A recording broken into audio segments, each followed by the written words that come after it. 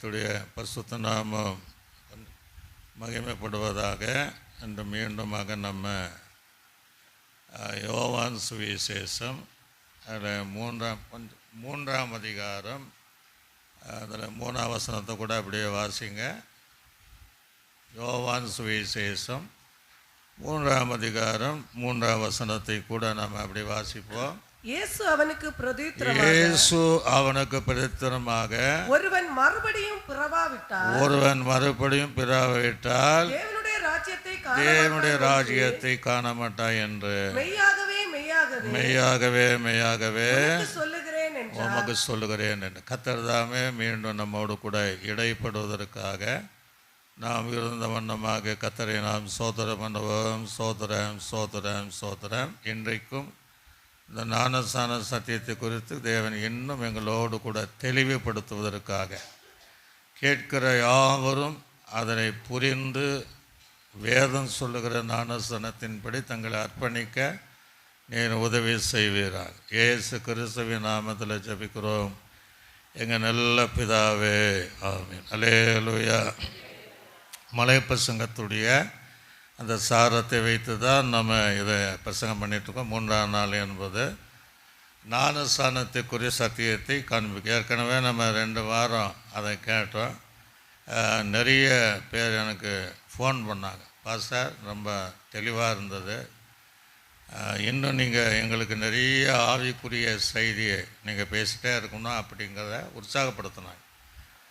ஆக அந்த 2 வாரம் அந்த செய்தி கேட்டால் தான் இந்த 3ஆவது செய்தி நம்ம கேட்க முடியும். அப்போ ஒரு சிலர் சொன்னாங்க, ஒரு ஞானஸ்நானம் என்று சொல்லுகிறார்களே அப்படின்னு. அப்போ இந்த வாரம் நீங்கள் அதை புரிஞ்சுக்கிடலாம். ஆக ஞானஸ்நான செய்தி மாத்திரம் கேட்கிறவர்கள் அதை ஃபார்வர்ட் பண்ணணும். ஏன்னா ஒரு ஆத்மா மற்ற இந்த செய்தி பிரச்சனை இல்லை. இந்த ஞானஸ்நானம் செய்தி என்பது ஒரு ஆத்மா ரட்சிக்கப்பட்டால் அது உங்களுக்கு ஆசீர்வாதம். அல்ல சொல்லுங்களே லோயா. அநேகம் செய்கிறாங்க. இப்போ எப்படி ஞானஸ்நானம் எடுக்க வேண்டும் இன்றைக்கி நம்ம கேட்க போகிற அந்த செய்தி மார்க் சுவிசேஷம் 1ஆம் அதிகாரம் 4ஆம் வசனத்தை சீக்கிரமாக வாசிக்கணும். நிறைய வசனங்கள் வாசிக்க நமக்கு இருக்குது. மார்க் சுவிசேஷம் 1ஆம் அதிகாரம் 4ஆம் வசனம்.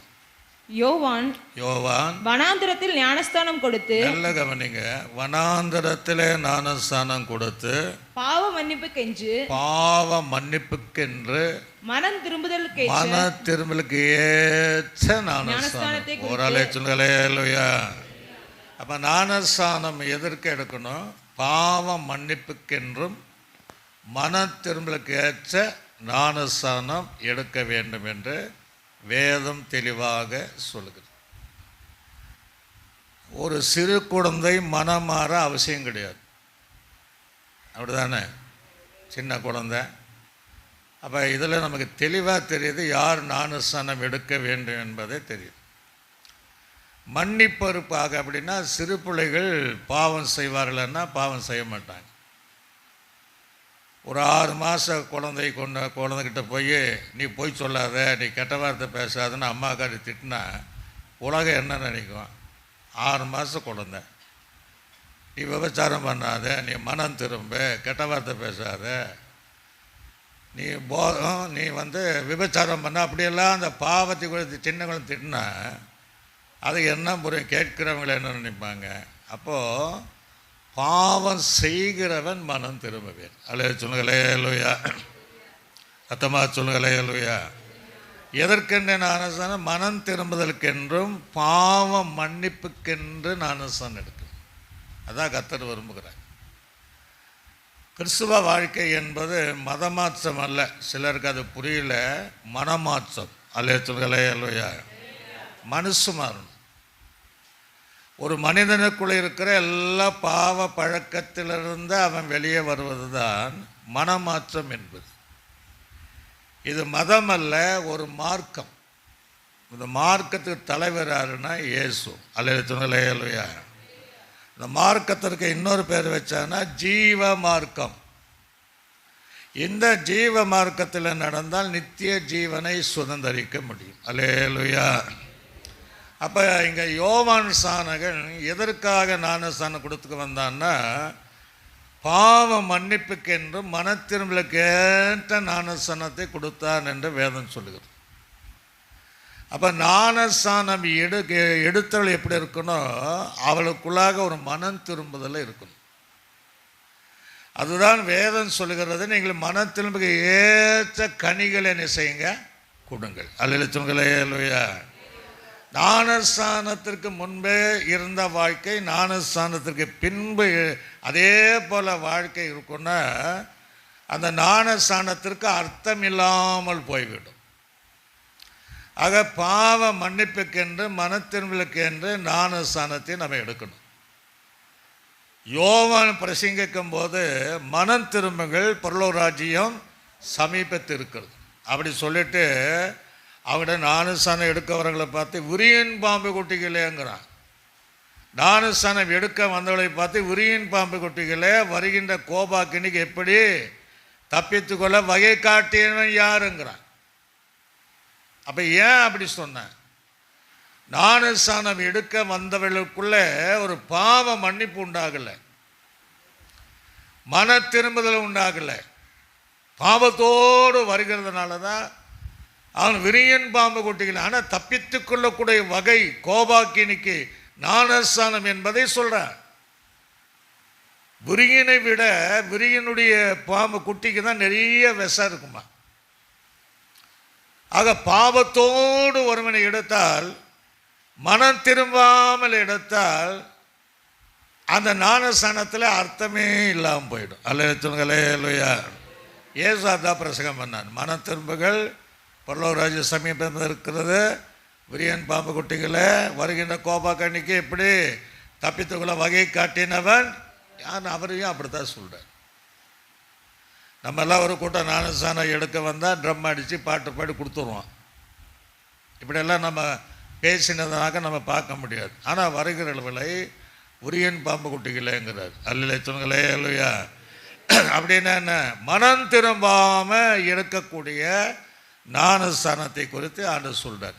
அப்போ ஞானஸ்தானம் என்பது பாவ மன்னிப்புக்கு என்றும் மனம் திரும்பலுக்கு ஏற்ற ஞானஸ்தானத்தை நம்ம கொடுக்கணும்.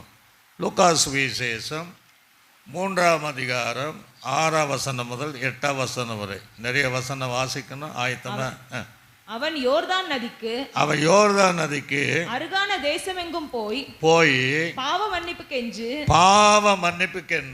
மனம் திரும்புதலுக்கு ஏற்ற ஞானஸ்தானத்தை குறித்து பிரசங்கித்தார். அவள் தன்னிடத்தில் ஞானஸ்தானம் பெறும்படிக்கு புறப்பட்டு வந்த திரளான ஜனங்களை நோக்கி விரியன் பாம்பு குட்டிகளே வரும் கோபாக்கினிக்கு தப்பித்துக்கொள்ள உங்களுக்கு வகை காட்டினவன் யார். அல்லேலூயா. அது தப்பித்துக்கொள்ள ஒரு வகை தான். இவங்ககிட்ட என்ன சொல்லியிருக்கிறாங்க, ஞானஸ்தானம் எடுத்துட்டா நீ வருகிற கோபாக்கினிக்கு என்ன செய்ய முடியும், தப்பித்துக்கொள்ள முடியும். அப்போ அந்த ஜனங்க என்ன செஞ்சாங்க, பாவத்தோடு வந்தாங்க. அல்லேலூயா. பாவத்தை உணராமல் வந்தாங்க, மன்னிப்பு கேட்காம வந்ததுனால தான் இப்படியெல்லாம் சொன்னது யார். அல்லேலூயா. சில இன்றைக்கி அப்படி தான் சொல்கிறாங்க, ஞானஸ்தானம் எடுத்து எல்லாம் சரியாக போயிடுங்க. அப்படியே அல்ல. அதெல்லாம் ஒரு ஒழுங்கு கிரமத்தை கர்த்தர் வைத்து இருக்கிறார். மனம் திரும்பி பாவ மன்னிப்புக்கென்று ஞானஸ்தானம் எடுக்கணும். அப்படின்னா இந்த சிறு குழந்தைகளுக்கு மன திரும்புதல் அவசியம் கிடையாது, பாவ மன்னிப்பு அவசியம் கிடையாது. அல்லேலூயா. அதுக்கு ஆண்டவர் இயேசு இந்த உலகத்தில் வரும்போது நாட்களில் சிறு பிள்ளைகள் குறித்து ஒன்று எழுதுகிறார். மத்தேயு சுவிசேஷம் 10ஆம் அதிகாரம் 13ஆம் வசனம் முதல் 15ஆம் வசனம் வரைக்கும் நீங்கள் வாசிங்க. மத்தேயு சுவிசேஷம் பாத்திரமாயிருந்தால் 19 மத்தேயு 19:13 முதல் 15ஆவது வசனம். அப்பொழுது சிறு பிள்ளைகளின் மேல் அவர் கைகளை வைத்து ஜெபம் பண்ணும்படிக்கு அவர்களை அவரிடத்தில் கொண்டு வந்தார்கள். கொண்டு வந்தவர்களை சீசர்கள் அதட்டினாங்க. சின்ன பசங்க வராங்க, சீசர்கள் அதட்டினாங்க. இயேசுவோ சிறு பிள்ளைகள் என்னிடத்தில் என்ன செய்யுங்க, வருவதற்கு இடங்கொருங்கள், அவளை தடை பண்ணாதிருங்கள், பரலோக ராஜ்யம் அப்படிப்பட்டுள்ள உடையது என்று ஆண்டு தெளிவாக சொல்லிட்டார். அல்ல சொன்னங்களே அல்லையா. அப்படியே அவளை அணைத்து அவளை தலைமையில கையை வைத்து ஜெபம் பண்ணார். சிறு பிள்ளைகளுக்கு பரலோக ராஜ்யம் என்று ஆண்டு தெளிவாக சொல்லிட்டார். அவங்களுக்கு ஒரு மன திரும்புதல் அவசியம் கிடையாது. அப்போ யாருக்கு தான் மனம் திரும்பணும்? பாவம் செய்கிறவனுக்கு ஒரு மனம் திரும்புதல் உண்டாகும். அல்ல சொன்னங்களே அல்லையா. பாவம் செய்கிறவன் அந்த பாவம் மன்னிப்புக்கென்று என்ன செய்யணும்? ஞானஸ்நானம் எடுக்கணும். சிறு பிள்ளைகள் எல்லாம் ஆண்டு தடை பண்ணாதீங்க, பரலோக ராஜ்யம் அப்படிப்பட்டுள்ள உடையது என்கிற ஒரு உபதேசத்தையே சொல்லிட்டு நீங்களும் ஆண்டு சொல்றார். இதை சிறு பிள்ளை போல மாறவில்லை என்றால் நீங்கள் பரலோக ராஜ்யம் வர முடியாதுன்ட்டார். அல்ல சொல்லுங்களேயா. கூட நின்கிறத பார்த்தார். அது ஏன் அப்படி சொன்னாருன்னா, நம்ம புருஷர்களாக இருக்கலாம், ஆனால் சுபாவத்தில் குழந்தைகளை போல இருக்கணுமா? அல்ல சொல்லுங்களேயா. குழந்தை சுபாவத்தை போல இருக்கணும். வளர்ச்சியில் பவுல் சொன்னதை போல புருஷர்களாக இருந்து அந்த மனம் திரும்புகிற அனுபவத்திற்குள் நாம் இருந்தால் அந்த பரலோக ராஜ்யத்தில் சிறு பிள்ளைகளுக்கு எப்படி இடம் கொடுத்தாரோ அதே இடத்தை கர்த்தர் நமக்கு தருவார். அல்ல சொல்லுங்களேயா. ரெண்டாவதாக மார்க் சுவிசேஷம் 1ஆம் அதிகாரம் அதே 5ஆம் வசனம், சீக்கிரமா வாசிக்கணும். 1:5. அப்பொழுது யூதேயா தேசத்தார் அனைவரும் எருசலேம் நகரத்தார் யாவரும் யாரு? யோவானிடத்துல போய் தங்களுடைய பாவங்களை அறிக்கையிட்டு யோர்தான் நதியிலே அவனால ஞானஸ்நானம் பெற்றார். சொன்னங்களே அல்லையா. 2வது மார்க்கில் தெளிவாக சொல்லுகிறது, தங்கள் செய்த பாவங்களை அறிக்கை செய்யணும். அல்ல சொன்னங்களே அல்லையா. செய்த பாவங்களை அறிக்கை செய்யணும். அறிக்கை செய்த பின்பாக தான் ஞானஸ்நானம் எடுக்கணும். தங்கள் பாவங்களை அறிக்கை செய்தார்கள் அப்படி பைபிள் இருக்கு. சின்ன குழந்தை பாவத்தை அறிக்கை செய்யணும், அறிக்கை செய்யுமா? ஒரு 6 மாதம் இவங்க கிட்ட சொன்ன கூட முடியுமா? ஆக யார் அறிக்கை செய்யணும்? அந்த அறிக்கை செய்யணுங்கிற உணர்வடைந்த அந்த ஜனங்கள் பாவ அறிக்கை செய்து தங்கள் வாழ்நாளில் எந்தெந்த பாவம் செய்தார்களோ அந்த பாவத்தை அறிக்கை செய்த பின்புதான் தேவன் சொன்ன அந்த மூழ்கி ஞானஸ்நானம் எடுக்கணும். ஒரு சொல்லுங்களே அல்லையா. சத்தமாக சொல்லுங்களே அல்லையா. அதெல்லாம் நீதிமொழியில் அழகாக சொல்றார். பாவத்தை மறைக்கிறவன் 28:13 மறைக்கிறவன் வாழ மாட்டான், அதை அறிக்கையிட்டு விட்டு விடுகிறவனே 3 காரியம் சொல்றார். ஞானஸ்நானம் எடுக்கக்கூடியவர்கள் ஏற்கனவே எடுத்தவர்கள், ஒன்று தாங்கள் செய்த பாவத்தை மறைக்கக்கூடாது. நல்ல சொல்லுங்களே அல்லையா. சத்தமா சொல்லுங்களே அல்லையா. அந்த மறைக்கிற பாவத்திற்கு மன்னிப்பு கிடையாது. பாவத்தை மறைத்து ஞானஸ்நானம் எடுப்பதனால ஜீவ புஸ்தகத்தில் பேரை அவர் எழுத மாட்டார். நம்ம திருப்திக்காக இருக்கலாம். ஆக எப்படி அறிக்கை செய்யணும்? நம்முடைய செய்த பாவத்தை ஒன்று விடாம மறைக்காம அந்த தேவனிடத்தில் ஒவ்வொன்றா சொல்லி அறிக்கை செய்யக்கூடியவளாக இருக்க வேண்டும். அல்ல சொன்னங்களே இல்லையா. இன்னும் சிலரை பார்த்தீங்கன்னா ஒன்றுமே செய்ய மாட்டாங்க, வந்து மூழ்கி எடுத்துருவாங்க. அப்போ அறிக்கை செய்யாத பாவத்திற்கும் மன்னிப்பு கிடையாது. அறிக்கை செய்யணும். இந்த பூமியில் நாம் என்னெல்லாம் பாவம் செய்தோம் என்பதை நாவினால அறிக்கை செய்யணும். அறிக்கை செய்து ஆண்டவரே என்னை மன்னியும் என்று சொல்லும்போது அவர் மன்னித்து அதற்கு பின்பாக ஞானஸ்நானம் எடுத்தால் தான் செல்லுபடியாகும். அல்ல சொன்னங்களே அல்லையா. 3வது சொல்றது, அதை விட்டு விட வேண்டும். மறைக்கப்படாத பாவத்தை வெளிப்படுத்தி அறிக்கை செய்த பாவத்தை மீண்டும் செய்யாதபடி அதை விட்டு விடுகிற அனுபவம் இருக்கணுமா? அப்படின்னா விட்டு விடாத பாவத்திற்கும் மன்னிப்பு கிடையாது. விட்டு விடாத பாவம் செய்து மீன் ஞானஸ்நானம் எடுத்தவளும் செல்லுபடி ஆகாது. அல்லேலூயா சொல்லுங்களே. அல்லேலூயா.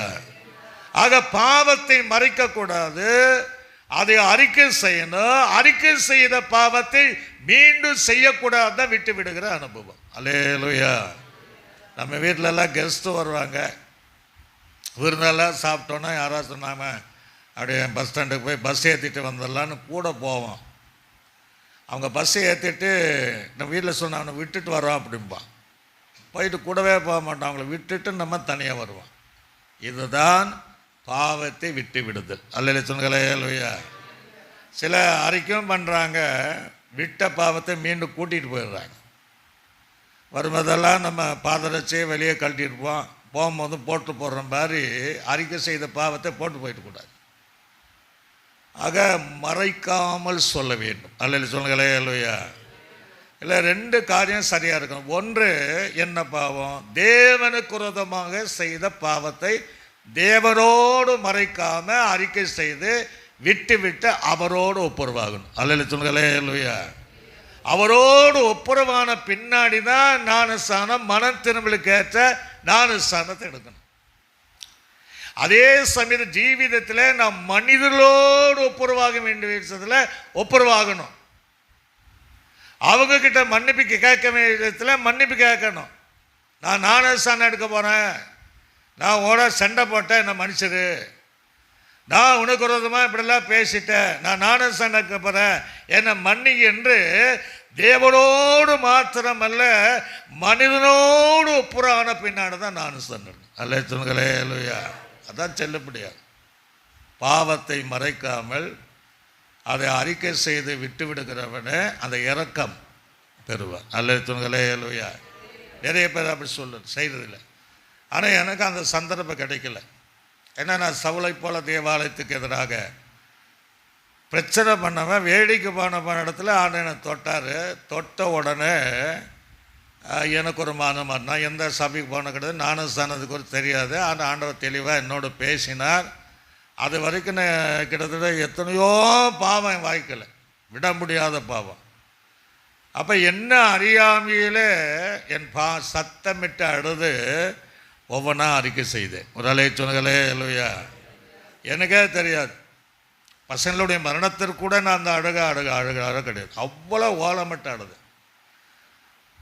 அது எனக்கு தெரியாது, என்ன அறியாமையிலேயே ஆவியானவர் அந்த பாதையில் நடத்தினார். ஆனால் மறுநாள் ஞானஸ்நானம் நடத்த மனுஷனோடு நான் என்ன செய்யலை, ஒப்புரவு ஆகலை. ஆவியான உணர்த்தினார். யாரை கூட எல்லாம் சண்டை போட்டோன்னா ஓடி ஓடி போய் ஒப்புருவானே. அல்லேலூயா சொல்லுங்களே. அல்லேலூயா. சத்தமாக சொல்லுங்களே. அல்லேலூயா.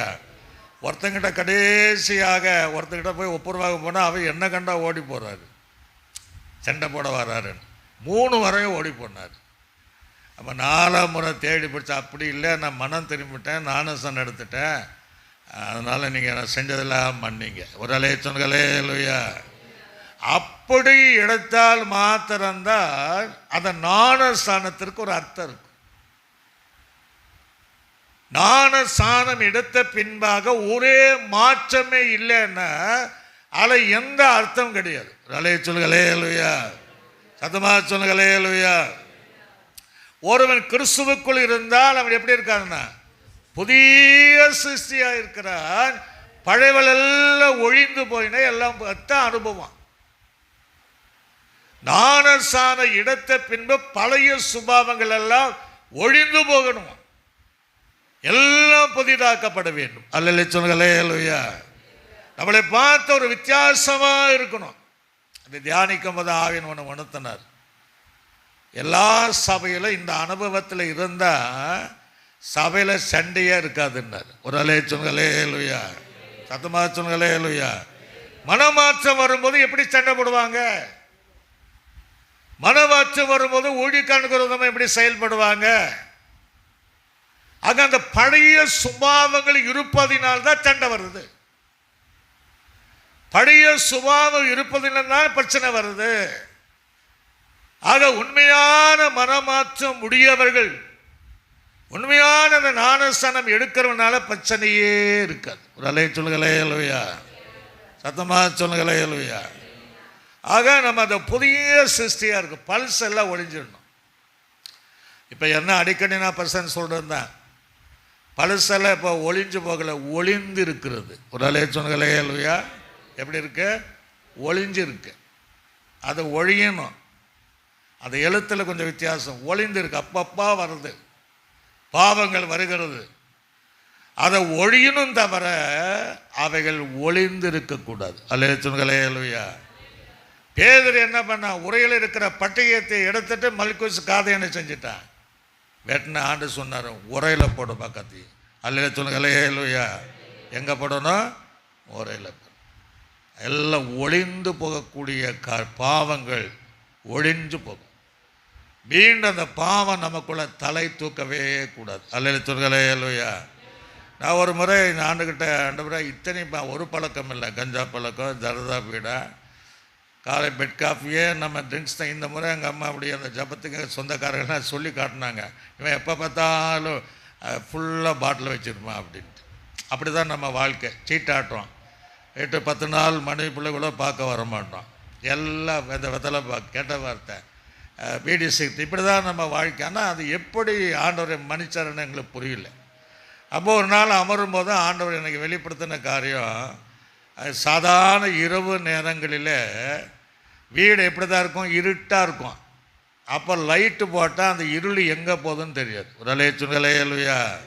அப்போ ஆண்டு சொன்னார், இதே தான் வாழ்க்கையில் நான் வெளிச்சமாக வந்தேன், அந்த இருளான பாவங்கள் உன்னை விட்டு விலகினது. ஒரு அலையா.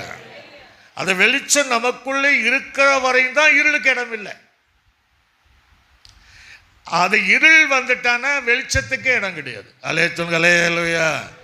அந்த அளவுக்கு தேவன் நம்மை அத்தனை இரத்தாம்பரத்தை போல பாவங்கள் சிவரேன்னு காணப்பட்டாலும் உறைந்த பனியை போல வெண்மையான பஞ்சை போல நம்மை மாற்றி அற்புதமாய் நடத்தினார். அல்லேலூயா.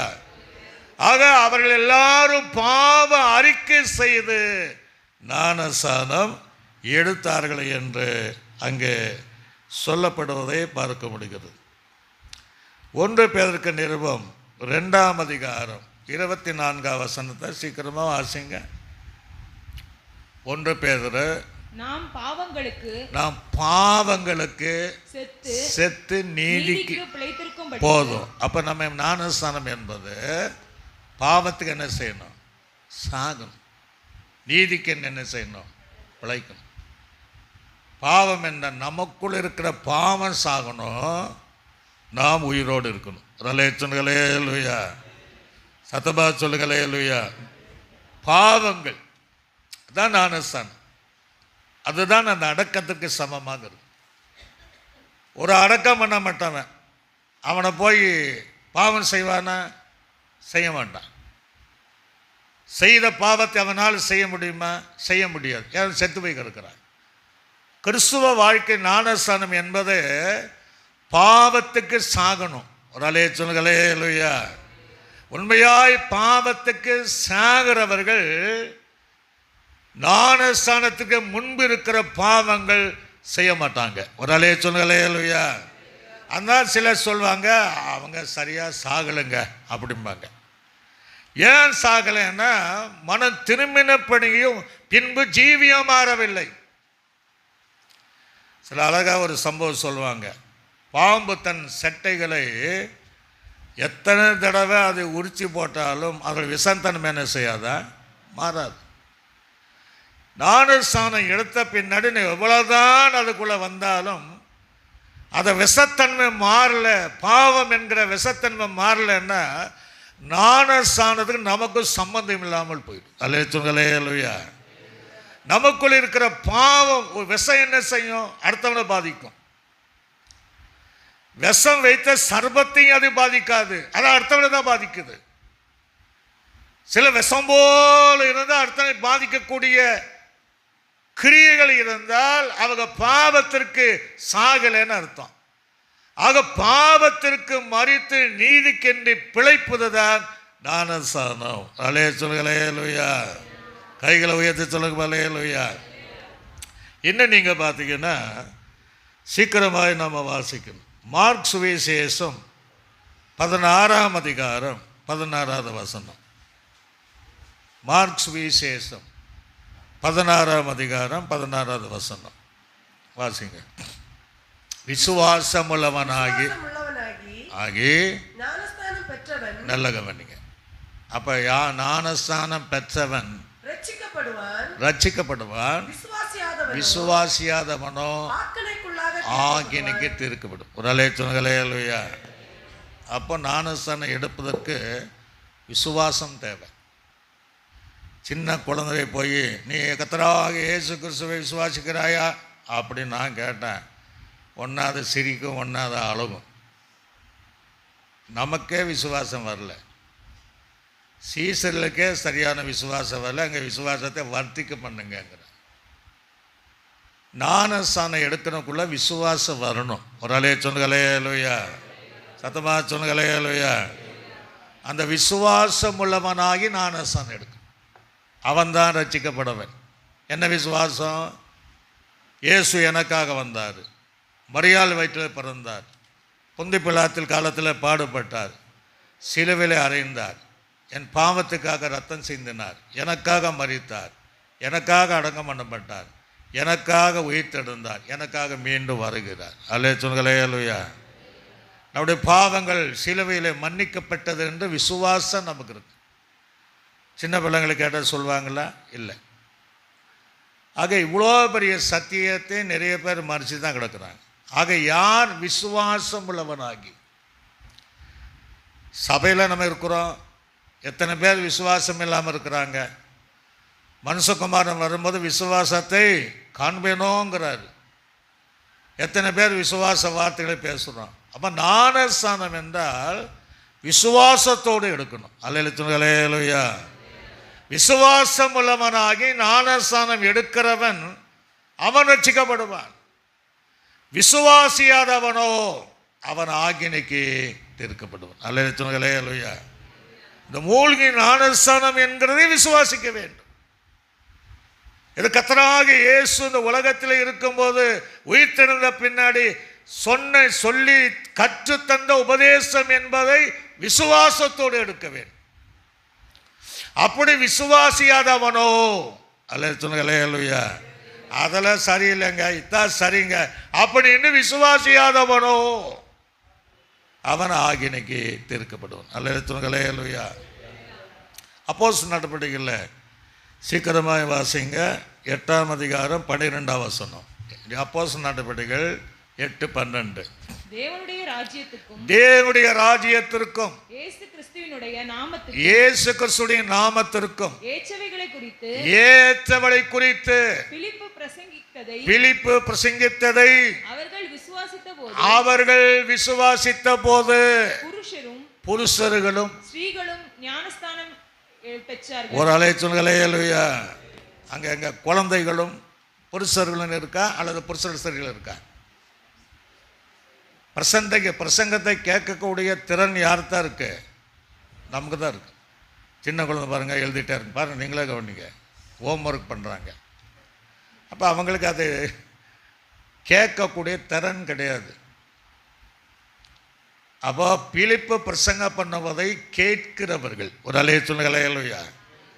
கேட்ட அந்த ஸ்திரீகளும் கேட்ட அந்த புருஷர்களும் ஞானஸ்நானம் எடுத்தார்கள். ஒரு அல்லேலூயா. கைகளை தட்டி கர்த்தரை நாம இப்படி எங்கேயாவது குழந்தைகள் அப்படி இருக்கா? இல்லை. ஸ்திரீகளும் புருஷர்களும் பிலிப்பு இயேசுவை குறித்துதான உபதேசம் பண்ணுவதை, அவர் எதற்காக வந்தார், எதற்காக சிலுவைக்கு போனார், எதற்காக உயிர்த்தெழுந்தார் என்பதை பிரசங்கிக்கும் போது அதை கேட்ட ஸ்திரீகளும் அந்த புருஷர்களும் அதை விசுவாசித்து ஞானஸ்நானம் பெற்றார்கள். அல்லேலூயா. அப்போ விசுவாசத்தோடு எடுக்கணும் ஞானஸ்நானம். இன்னும் நீங்கள் பார்த்தீங்கன்னா இந்த ஞானஸ்நானத்தை குறித்து பார்க்கும்போது லூக்கா சுவிசேஷம் 7ஆம் அதிகாரம் 29-30 வாசிங்க. லூக்கா சுவிசேஷம் 29 7ஆம் அதிகாரம் 29-30. யோவானுடைய உபதேசத்தை கேட்ட ஆயக்காரர் யோவானுடைய உபதேசத்தை கேட்ட ஆயக்காரர் முதலான சகல ஜனங்களும் அவனால ஞானஸ்நானம் பெற்று தேவன் நீதிபரர் என்று அறிக்கையிட்டார்கள். அறிக்கை சொன்னங்களே, எல்லாரும் நீதிபரர் என்று இயேசு நீதிபரர் என்று அறிக்கை செய்தார்கள். பரிசேயரும் நியாய சாஸ்திரிகளும் அவனால ஞானஸ்நானம் பெறாமல் தங்களுக்கு கேடுண்டாக தேவனுடைய ஆலோசனை தள்ளிவிட்டார்கள். அப்ப ஞானஸ்நானம் யாருடைய ஆலோசனை சொல்லுங்க? யாருடைய ஆலோசனை? என்னுடைய ஆலோசனையா? சச்சாகாட் பாஸ்டருடைய இல்லை, கிடையாது. தேவ ஆலோசனை. அல்ல சொல்லுங்க. அல்லையா? தேவ ஆலோசனைக்கு ஒருத்தர் எதிர்த்து நின்று பரலோகராஜ்யம் வர முடியுமா? இது மனுஷனுடைய ஆலோசனை கிடையாது, உலக ஆலோசனை கிடையாது. தேவனுடைய ஆலோசனை தான் ஞானஸ்நானம். அல்ல சொல்லுங்க. அல்லையா? அந்த ஆலோசனை ஏற்றுக்கொண்டவர்கள் ஞானஸ்நானம் எடுத்தார்கள். அந்த ஆலோசனை ஏற்றுக்கொள்ளாதவர்கள் தங்களுக்கு தாங்களே கேடு உண்டாக்கி கொண்டார்கள் என்று அப்படி பயிலும். ஆக இந்த உபதேசத்தை ஏற்றுக்கொள்ளாதவர்கள், இந்த சத்தியத்தை ஏற்றுக்கொள்ளாதவர்கள், இயேசு சொன்ன இந்த ஞானஸ்நானத்தை ஏற்றுக்கொள்ளாதவர்கள் அல்லது எடுக்காதவர்கள், அதற்கு எதிராக பேசுகிறவர்கள் தங்களுக்கு தாங்களே கேடு உண்டாக்கக்கூடிய ஜனமாக இருக்கிறார்கள். அல்ல சொன்னங்களே. அல்லையா? கையில் வச்சுங்களே. அல்லையா? அது அவங்களுக்கு தான் பாதிப்பு. இந்த சத்தியத்தை ஏற்றுக்கொள்ள, இந்த தேவ ஆலோசனை ஏற்றுக்கொள்ளன்னா அது அவங்களுக்கு தான் கேடு, தவிர வேறு யாருக்கும் கேடு கிடையாது. ஆனால் ஆண்டவர் சொல்றாரு, ஒருவனாக கெட்டு போக எனக்கு சித்தம் இல்லை. ஆனால் அவங்க அதை ஏற்றுக்கொள்ளாமல் தங்களுக்குள்ளே கேடு உண்டாக்கி கொண்டால் ஆண்டவர் ஒன்றுமே பண்ண முடியாது. ஆக இது தேவனுடைய ஆலோசனை. ஏற்றுக்கொண்டவர்களுக்கு ஆசீர்வாதம், ஏற்றுக்கொள்ளாதவர்களுக்கு கேடு என்று சொல்லப்படுகிறது. இங்க மத்தேயு சுவிசேஷம் 28ஆம் அதிகாரம் அதில் 18ஆம் வசனம் முதல் 20ஆம் வசனம் வரைக்கும் நீங்க வாசிங்க. அப்பொழுது இயேசு சமீபத்தில் வந்து அவளை நோக்கி, வானத்திலும் பூமியிலும் சகல அதிகாரம் எனக்கு கொடுக்கப்பட்டிருக்கிறது, ஆகையால் நல்ல கவனிங்க. ஆண்டு சொல்றார், புறப்பட்டு போகணும்னு ஞானஸ்நானம் கொடுக்க சொல்ல, புறப்பட்டு போய் சீசராக்கணும். ஒரு அலைய சொல்லுங்க. அல்லேலூயா. சும்மா போயிட்டு கொடுத்துருன்னு சொல்ல, சீசனாக்கு. ஆக சீசன் என்பது என்ன? 12 சீசர்களையும் 3 வருஷம் கற்றுக் கொடுத்த பின்புதான் ராம் முழுது ஜெபம் பண்ணி அவளை அப்போஸ்தலர் 2 பேரிட்டு தேவன் அனுப்பினார். அல்லேலூயா சொல்லுங்க. அல்லேலூயா. கற்றுக் கொடுக்கணும். சின்ன குழந்தைக்கு கற்றுக்கொண்டா தெரியுமா? அதுக்குவே பேச தெரியாது. பேசுறதுக்கு 1 வருஷம் ஆகிடும். இந்த டியூஷன் சென்டரில் இப்போ இருக்கிற டியூஷன் இருக்கிற பாருங்க, அவங்க தலைவலி பிடிச்சிடுறோம். 10th டியூஷன் அடித்தா சொன்னதையே 1000 மாதிரி சொன்னால் அப்படி தான் இருக்கிறாங்க பசங்க. வீட்டில் ஹோம் ஒர்க்கு கொடுத்து பாருங்க, எல்லாம் எனக்கு தெரியுமாங்க, ஒன்றும் தெரியாது. எல்லாம் சீம்பா அப்படித்தான் சொல்லுவேன், எல்லாம் தெரியும் பாஸ்டர் தாத்தா அப்படின்னா, ஒன்றும் தெரியாது. அப்போ அந்த சிறு பிள்ளைகளை சீசராக்கணும். ஒரு அலைய சொல்லுங்களே. அல்லேலூயா. சத்தமாக சொல்லுங்களே. அல்லேலூயா. போன உடனே கொடுத்துடக்கூடாது. உபதேசங்களை கற்றுக் கொடுத்து அவன் சீசனாக்கி. அல்லேலூயா சொல்லுங்களே. அல்லேலூயா. மோசேக்கு சீசர் இருந்தாங்க, இயேசுக்கு சீசர் இருந்தாங்க. சீசர் ஆக்கி பிதா, குமாரன், பரிசுத்த ஆவி நாமத்தினாலே அவளுக்கு ஞானஸ்நானம் கொடுத்து சொல்றாரு, நான் உங்களுக்கு கட்டளையிட்ட யாவையும் அவர்கள் கை கொள்ளும்படி. ஒரு அலை சொல்லுங்க. அப்பதான் சொல்றாரு, இப்படி எல்லாம் இருந்தா தான் உலகத்தின் சதா நாக்கில் உன்னோட கூட என்ன செய்வேன். அல்லேலூயா. இது கட்டளை, பிதாவுடைய இயேசுடைய கட்டளை. ஒரு அலை சொல்லுங்க. அல்லேலூயா. மனுஷ கட்டளை கிடையாது. சில மனுஷ கட்டளுக்கு தான் அவ்வளோ வைராக்கியமாக இருப்பாங்க, மனுஷ கற்பனைக்கு தான் ரொம்ப வைராக்கியம் இருப்பாங்க, மனித உபதேசத்துக்கு தான் ரொம்ப வைராக்கியமாக இருப்பாங்க, பாரம்பரிய காரியத்தை விடாமல் இருப்பாங்க, அதில் ரொம்ப பேச்சலுமே கிடையாது. இயேசுவினுடைய கட்டளை ஒரு அலே சொல்லுங்களே லூயா. ஆக இந்த கட்டளையை நிறைவேற்றாத ஒருவன் பரலோக ராஜ்யம் போக முடியாது. அவருடைய ஆலோசனை இது பரலோகத்தின் கட்டளை அல்ல சொல்லுங்களே லூயா. ஏதோ ஒரு சாமனத்திலிருந்து வந்த கட்டளை கிடையாது, தனி மனிதனால் உண்டாகிற கட்டளை கிடையாது. மற்ற காரியங்கள் எல்லாம் பூமியில் 7 வகை ஞானஸ்தானம் இருக்கான். அதில் உண்மை நம்ம சொல்கிறது தான், அது 7 வகை ஞானஸ்தானமும் ஒன்றை தவிர மற்ற எல்லாம் மனிதனுடைய கட்டளையாக தான் இருக்கிறது. அல்ல சொல்லுங்களே லூயா. ஜனங்களும் மனுஷனுடைய கட்டளைக்கு பயந்து ஓடுறாங்க தவிர தேவ கட்டளை கீழ்ப்படைய மாட்டான்றாங்க. தேவனுடைய ஆலோசனைக்கு செவி கொடுக்க மாட்டோம் என்று சொல்லுகிற நிறைய பேருக்கு தான் செய்கிறாங்க. இது தேவனுடைய கட்டளை. அல்லேலூயா. சத்தமாக சொல்லுங்களே லூயா. இன்னும் நீங்கள் 1 பேருக்கு நிருபம் 3ஆம் அதிகாரம் 21வது வசனம். 1 பேருக்கு நிருபம் 3ஆம் அதிகாரம் 21வது வசனம். அதற்கு ஒப்பனையான ஞானஸ்தானமானது ஆமாம். நம்ம அந்த குளத்தில் குளிக்கிறோம். எதை குளிக்கிறோம்? மாம்ச அலக்க போகும். மாடு குளிக்குது, ஆடு குளிக்குது, எருமையும் குளிக்குது. அல்ல துணிகளே இல்லையா? அதுக்கு ஏதாவது மாற்றம் இருக்கா? இல்லை. அப்போ மாம்சம் அழுக்கை நீக்குகிற சோப்பெல்லாம் போட்டு நாரை போட்டு தேய்க்கிற மாதிரி ஞானஸ்தானம் கிடையாது. இராமல் தேவனை பற்றும் நல் மனசாட்சியின் உடன்படிக்கையாயிருக்கிறது. அல்ல சொல்களே அல்லையா. ஞானஸ்தானம் என்பது தேவனோடு செய்கிற உடன்படிக்கை அல்ல, நெல் மனசாட்சியின் உடன்படிக்கை. அல்லேலூயா.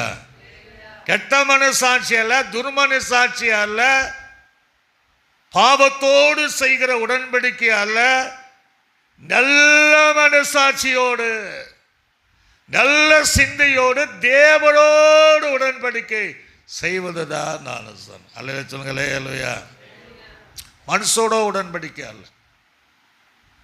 அந்த உடன்படிக்கை செஞ்சாதான் உடன்படிக்கை செய்த தேவன் இருக்கிற இடத்துல நீங்களும் நானும் போக முடியும். அல்ல சொல்லுங்களே அல்லையா. உடன்படிக்கை செய்யலைன்னா எப்படி போக முடியும்? என்ன உடன்படிக்கை? எப்போ நம்ம ஞானஸ்தானம் எடுக்கிறோமோ அவர் சொல்வார், இன்றிலிருந்து நீ என் மகன்பார். அல்ல சொல்லுங்களே அல்லையா. அல்லது இன்றிலிருந்து நீ எனக்கு என் ஜனம், என் ஆடு, என் சுதந்திரம். அப்புறம் யார் சொல்வார்? நான் இன்றிலிருந்து உன் தேவன். அல்ல சொல்லுங்களே அல்லையா. அந்த உடன்படிக்கை அப்பா பிதாவே கூப்பிடக்கூடிய ஒரு அதிகாரத்தை, சுதந்திரத்தை இந்த ஞானஸ்தானத்தின் மூலமாக தான் தகப்பன் மகன் அல்லது மணவாளன் மணவாட்டி என்கிற சபையை அந்த உடன்படிக்கையின் மூலமாக, நெல் மனசாட்சியின் உடன்படிக்கை மூலமாக அவர் நிலைநிறுத்துகிறவராய் இருக்கிறார். அல்ல சொல்லுங்களே இல்லையா. அப்போ இந்த நெல் மனசாட்சியின் உடன்படிக்கை ஆகிய இந்த ஞானஸ்தானத்தை பெறலைன்னா வேலை அப்பான்னு கூப்பிடலாம், தப்பு கிடையாது. அப்படி கூப்பிடுறதுனால சில ஆசீர்வாதத்தை கொடுக்கத்தான் செய்வார். அல்லேலூயா. அது இம்மைக்குரிய கிறிஸ்தவர்கள் என்று பைபிள் இருக்கு. இம்மைக்கு மாத்திரம் ஒருவன் கிறிஸ்துவை நம்புகிறவனாக இருந்தால் இம்மைக்குரிய அப்படிங்கிற அப்பான்னு கூப்பிடுறதுனால. ரோட்டில் நீங்களே போகிறீங்க, யாராவது அப்பான்ட்டானே, அப்பான்னு கூப்பிட்டானே ஏதாவது செய்வான், அவன் செஞ்சுட்டு போவீங்க. அப்படி உங்கள் சொத்தெல்லாம் அவனுக்கு எழுத போகிறீங்க? இல்லை, அது நீங்கள் பெற்ற பிள்ளைகள் தான் எழுத போகிறீங்க. அல்ல சொல்லுங்க. ஞானஸ்தானத்தினால பெற்றெடுத்த பிள்ளைகள் தான் பரலோக ராஜ்யம். மற்றவர்களுக்கு அப்பான்னு கூப்பிட்டானே, இயேசுவா கூப்பிட்டானே அப்படின்ட்டு இம்மைக்குரிய ஆசீர்வாதத்தை எல்லாரும் கொடுப்பார். ஆனால் பரலோக ராஜ்யம் போகணும்னா அவரோடு கூட நெல் மனசாட்சியினுடைய உடன்படிக்கை ஆகிய இந்த ஞானஸ்தானத்தின் மூலமாக தான் நீங்கள் தேவன் நான் பிள்ளை என்கிற உடன்படிக்கை உறுதிப்படும். அல்ல சொல்லுங்க. பரலோக ராஜ்யம் நமக்கு உரிமை, சுதந்திரம் என்கிற அதன் மூலமாக ஒரு உடன்படிக்கை உண்டாகும். இதுதான் ஞானஸ்தானம். தேவனோடு கூட செய்கிற நெல் மனசாட்சியுடைய உடன்படிக்கை என்று இருக்கு. கொலேசருக்கு நிருபம் 2ஆம் அதிகாரம் 12ஆம் வசனத்தை கூட வாசிங்க. கொலேசருக்கு நிருபம் 2ஆம் அதிகாரம் 12ஆம் வசனம். ஞானஸ்தானத்திலே அவரோடு கூட அடக்கம் பண்ணப்பட்டவர்களாகவும் அதிலே அவரை மரித்தோரிலிருந்து எழுப்பின தேவனுடைய செயலின் மேலுள்ள விசுவாசத்தினாலே அவரோடு கூட எழுந்தவர்களாகவும் இருக்கும். அல்லேலூயா. அதுக்கு தான் நம்ம என்ன செய்யறோம்னா, அந்த மூழ்கி கொடுத்துட்டு இயேசுவோடு அடக்கம் பண்ண சமமாங்க. எதற்கு? பாவத்துக்கு சத்துட்டு இயேசு உயிர்த்திருந்தார் பாருங்க, அவருக்கு சாயலாக நம்ம மூழ்கி எழுப்புவது. அல்லேலூயா. சத்தமாக சொல்லுங்களேலூயா. இது அவரோடு அடக்கம் பண்ணுவதற்கும் அவரோடு உயிர்த்திடுதலுக்கு சமமாக தான் இந்த நெல் மனசாட்சியினுடைய உடன்படிக்கை ஆகிய இந்த ஞானஸ்தானத்தை நாம் எடுக்கணும். அல்லேலூயா சொல்லுங்களேலூயா. இவ்வளோ காரியம் ஆண்டு சொல்லி வச்சிருக்கிறேன். நெல் மனசாட்சியுடைய உடன்படிக்கை. கலாத்திற்கு நிருபத்தில் வாசிக்கும் போது 3ஆம் அதிகாரம் 27ஆம் வசனத்தை வாசிக்கும். கலாத்திற்கு நிருபம். ஏனெனில் நல்ல கவனிங்க, உங்களில் கிறிஸ்துவுக்குள்ளாக ஞானஸ்தானம் எடுத்த அத்தனை பேரும் யாரெல்லாம் அது கிறிஸ்து சொன்ன அத்தனை பேரும் கிறிஸ்துவை தரித்து கொண்டீர்கள். ஒரு அலை சொல்லலேலூயா. எவ்வளோ ஒரு பெரிய பாக்கியம். எத்தனையோ சரீரத்தில் எத்தனையோ அலங்காரங்கள் நம்ம தரிச்சுட்டு தான் இருக்கிறோம். அந்த அலங்காரத்தில் அந்த உலகத்தில் உண்டு பண்ணினதெல்லாம் அவர் தான் உண்டு பண்ணார். இதெல்லாம் நம்ம விலையேற் பெற்றதை நினைக்கிறோமோ அவர் தான், எல்லாம் அவர் தான். வானமானாலும் பூமியானாலும் பூமிக்குரிய மண்ணுக்குரிய எந்த காரியம் பண்ணார். இப்போ என்ன சொல்கிறாருன்னா, இயேசு விலையேற பெற்றவர். அல்லேலூயா. விலையேற பெற்றவர். அவருடைய நாமம் விலையேற பெற்றது, அவருடைய வஸ்திரம் விலையேற பெற்றது, அவர் ரத்தம் விலையேற பெற்றது, எல்லாமே விலையேற்பட்டது தான். அப்போ ஞானஸ்தானம் எடுத்த எத்தனை பேர் அத்தனை பேரும் யாரை தரித்து கொண்டோம்? அல்லேலூயா. இயேசுவை ஒரு வஸ்திரம் மாதிரி நம்ம தரித்திருக்கிறோம். அதனால தான் நான் வேற எந்த அலங்காரம் தேவையில்லை என்பது நம்ம சொல்கிறோம். இயேசுவையே தரித்து கொண்டோம். இயேசுவை தரித்து கொண்டான்னா அப்ப இயேசுடைய சுபாவங்கள் வெளிப்படணும். அல்லேலூயா. இயேசுடைய அன்பு வெளிப்படணும், இயேசுடைய குணங்கள் வெளிப்படணும். வெளிப்படுகிறதா அப்படின்னா அநேகருக்குள்ள வெளிப்படல. அப்ப இயேசு எப்படி தரித்து கொண்டப்போ, ஞானஸ்தானம் என்பது இயேசுவே அச்ச அடையாளங்களாக தரித்துக் கொள்வதுதான் ஞானஸ்தானம்.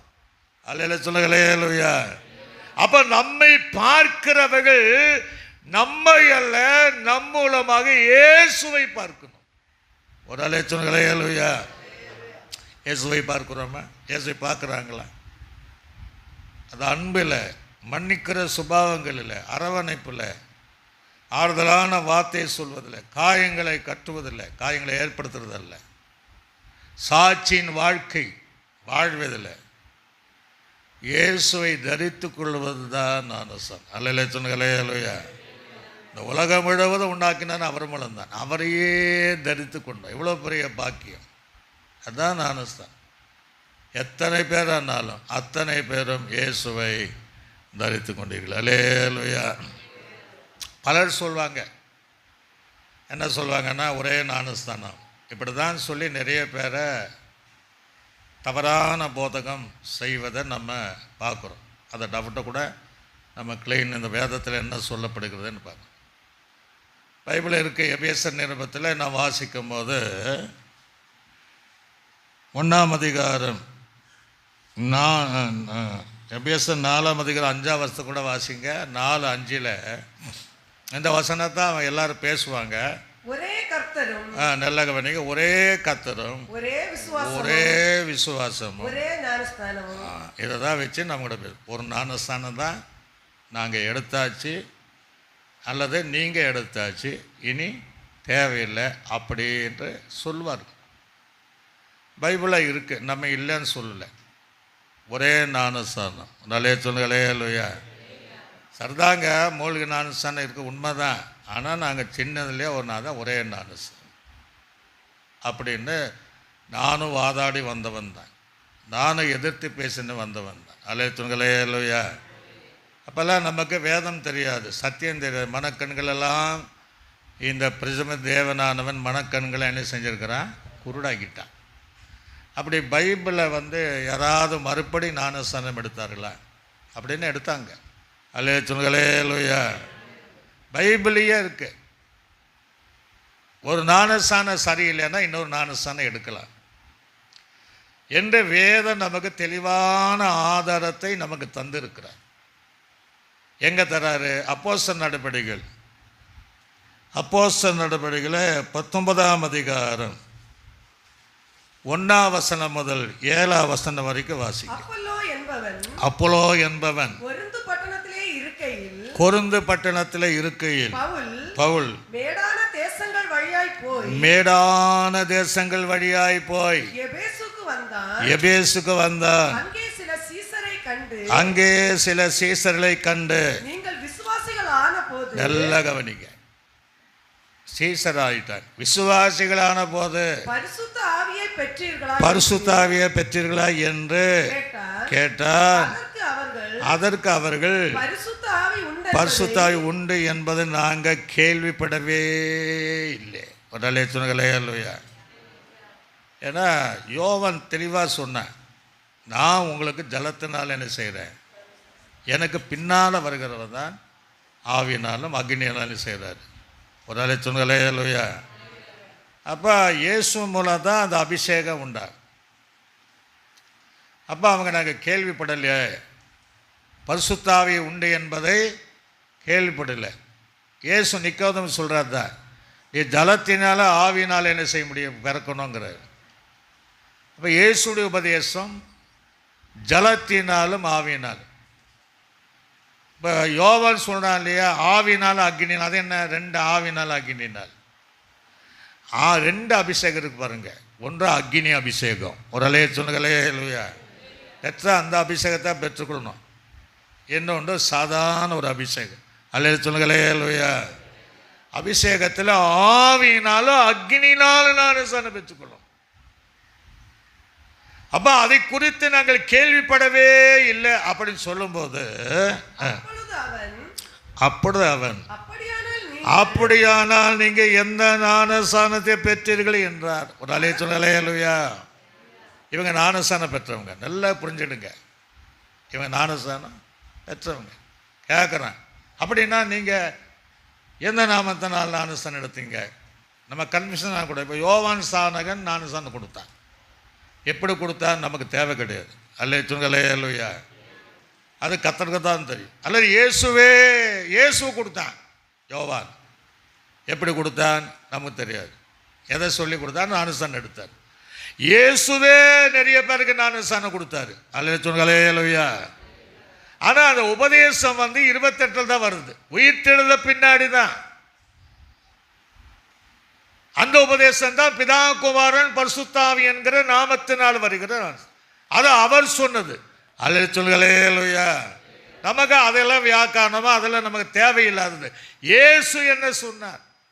இப்ப என்ன சொல்ற? நீங்கள் பரிசுத்த ஆவி உண்டு என்பதை கேள்விப்படல. அப்படி என்றால் நீங்கள் எந்த ஞானஸ்தானத்தை பெற்றீர்கள் என்றார். அதற்கு அவர்கள் யோவான் கொடுத்த ஞானஸ்தானத்தை பெற்றோம். அல்ல சொன்னங்களே இல்லையா? அப்போ யோவானை கீழ்ப்படைந்து யோவான் கொடுத்த ஞானஸ்தானத்தை இயேசு எடுத்ததை போலவே இவங்க என்ன செஞ்சிருக்கிறாங்க? அல்ல சொன்னங்களே இல்லையா? சத்தமாக சொல்லுங்களே இல்லையா? எடுத்திருக்கிறாங்க. இப்போ என்ன செஞ்சிருக்கணும்? பவுல் அப்படியா எடுத்துட்டிங்களா? பைபிளில் ஒரே ஞானஸ்தானம் தான். அப்போ சரின்னு சொல்லியிருக்கணும் இல்லையா? பைபிளில் பேசல ஒரே ஞானஸ்தானங்க அப்படியா? அப்படின்னா போதும், நாங்கள் நல்லா சேர்ந்து ஜெபம் பண்ணுவோம், உங்களுக்கு அபிஷேகம் கிடைக்குன்னு சொல்லியிருக்கணும். அப்படிதான் சொல்லணும். அப்போ அங்கே என்ன சொல்கிறாரு வாசிங்க. அப்பொழுது பவுல் யோவான் தனக்கு பின் வருகிறவராகிய இயேசுவில் யோவான் தனக்கு வருகிறமா கிறிஸ்து இயேசுவின் விசுவாசிகளாய் இருக்க வேண்டும் என்று ஜனங்களை சொல்லி மனத்தில் ஏற்ற ஞானஸ்நானம் கொடுத்தானே என்றான். அதை கேட்டபோது கர்த்தராகிய இயேசு கிறிஸ்து நாமத்தினாலே ஞானஸ்நானம், கைகளை தட்டி கர்த்தர் ஞானஸ்நானம் இன்னொரு தடவை பெற்றார்கள். பைபிள் இருக்கா? உண்மையா? ஆக ஒரே ஞானஸ்நானம் என்று சொல்லக்கூடிய உண்மை என்னன்னா, இயேசு சொன்ன அந்த ஞானஸ்நானம் தான் ஒரே ஞானஸ்நானம். ஒரு மனிதன் எத்தனை ஞானஸ்நானம் எடுத்தாலும் வேதம் சொல்லுகிற ஞானஸ்நானம் ஒரே ஞானஸ்நானம் உண்மைதான். அந்த ஒரே ஞானஸ்நானம் எடுக்கிற வரையும் எத்தனை ஞானஸ்நானம் எடுத்தாலும் செல்லுபடியாகாது. அல்லேலூயா, அல்லேலூயா, சத்தமா சொல்லுங்களே அல்லேலூயா. அதை வாசிங்க சீக்கிரமாய். அல்லாமலும் பவுல் அவள் மேல் கைகளை வைத்த போது பரிசுத்த ஆவி அவள் மேல் வந்தார். அவர்கள் அந்நிய பாஷைகளை பேசி தீர்க்கதரிசனம் சொன்னார்கள். அந்த மனுஷர்கள் ஏறக்குறைய குமாரன் பரிசுத்த ஆவி என்கிற நாமத்தினால் ஞானஸ்நானம் எடுத்ததை போல நீ எடுப்பாய் என்றார். அந்த பரலோக ராஜ்யத்துக்கு நீங்களும் போக முடியும். அல்லே சொல்லுங்களே அல்லேலூயா, சத்தமா சொல்லுங்களே அல்லேலூயா. ஆக அந்த ஒரு ஞானஸ்நானம் பயில் உண்மைதான். அந்த ஞானஸ்நானம் பிதா குமாரன் பரிசுத்த ஆவி என்கிற ஞானஸ்நானம். சாதாரணமாக நீங்கள் நிறைய காரியம் பர்ச்சேஸ் பண்ணுவீங்க. அதை ஒன்று நான் உதாரணமாக சொல்லி முடிச்சிருந்தேன். நிறைய பெரிய ஒரு துணி கடைக்கு போகிறீங்க, ஒரு 2000 மதிப்புள்ள பொருளை பர்ச்சேஸ் பண்ணுறீங்க. வாங்கின பின்னாடி நம்ம அரசாங்கம் ஒரு காலத்தில் 2000 நோட்டு செல்லாதுன்னாங்க இல்லையா? 2000க்கு பொருள் வாங்கியாச்சு. இப்போ 2000 ரூபாய் கொடுக்கணும். அரசாங்கத்தினால் செல்லுபடி ஆகாது என்கிற அந்த நோட்டை நான் கொடுத்தா அவன் அப்படியே பார்ப்பான். பார்த்துட்டு செல்லுபடி ஆகாதும்பா. ஒரு அலைய சொல்லுங்களே அல்லையா, 2000 ரூபாய் நோட்டு தான். ஆனால் இது செல்லுபடி ஆகுதுங்க. நீங்கள் ஒரிஜினல் நோட்டை என்ன செய்யுங்க, கொண்டு வாங்க. ரெண்டாவது ஒரு நோட்டை நீங்கள் கொண்டு போவீங்க, எல்லாம் துண்டு துண்டாக வெட்டி ஆப்ரேஷன் பண்ண மாதிரி தெல்லட்டப்பை ஒட்டி அப்படியே கொண்டு போனால் அதையும் வேண்டாம்பா. என்னையா அப்படியா கொடுக்கணும், இதெல்லாம் யாரும் ஏற்றுக்க மாட்டாங்க. ஆனால் 2000 ரூபாய் நோட்டு தான், அதையும் ரிட்டர்ன் பண்ணுவான். அல்ல துங்களே அல்லையா. மூணாவது ஒரிஜினல் நோட்டு தான் இருக்கும். அதெல்லாம் மஞ்சள் தடவி இங்கெல்லாம் பூசி சாயத்தை பூசி கொண்டு போனால் அவனும் வாங்க மாட்டான். அடுத்த ஒரு நோட்டு போனால் நோட்டு ஒரிஜினல் தானே, கள்ள நோட்டு, அதை எப்படி வாங்குவேன்? அது மிஷினில் போடுவேன், வாங்க மாட்டேன். அப்போ எத்தனை கடைசி செல்லுபடியான 2000 ரூபாய் நோட்டு கொடுத்தா தான் அவன் வாங்குவான். ஒரு அலைய சொல்லுங்களே இல்லையா.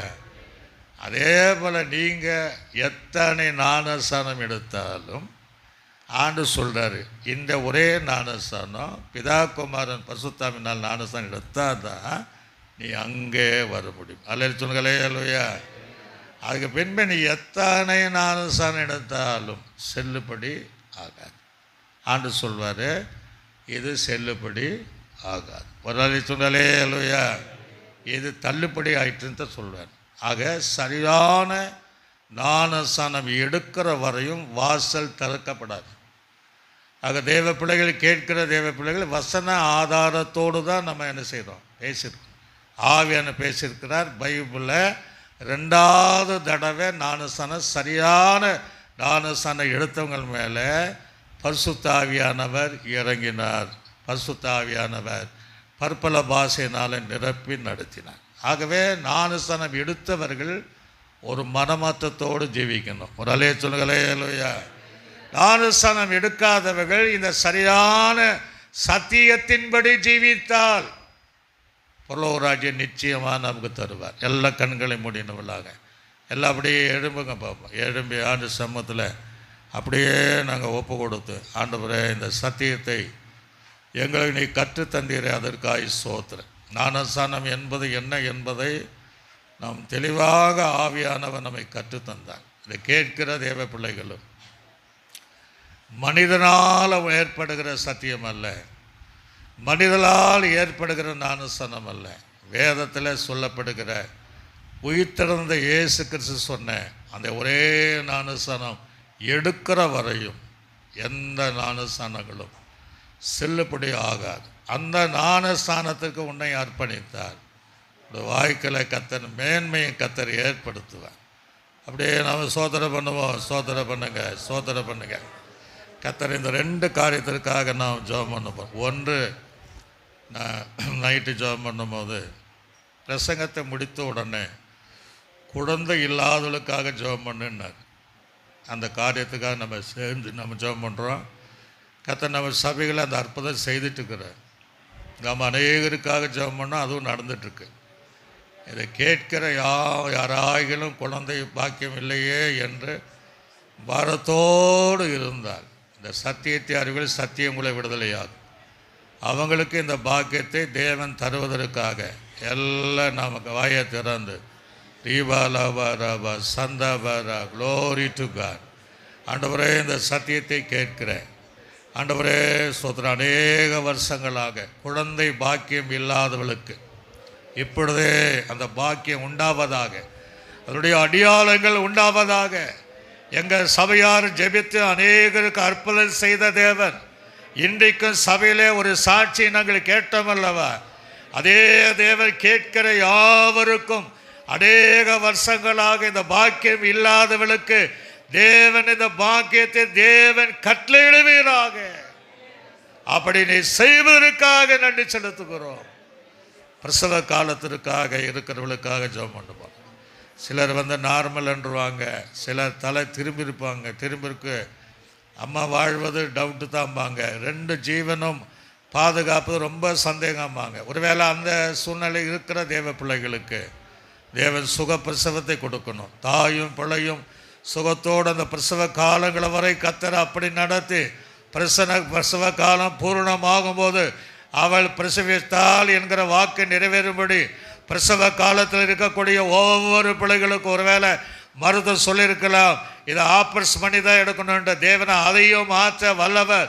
அவளுக்கு சுகப்பிரசவம் தரும்படியாக எல்லா கைகளை தட்டி கத்தரை நாம் மகிமைப்படுத்தி தேவரே அப்படிப்பட்ட ஜனங்களுக்கு ஒரு சுக பிரசவங்கள் உண்டாவதாக என்று இயேசுவின் நாமத்தினாலே கட்டளையிடுகிறோம்.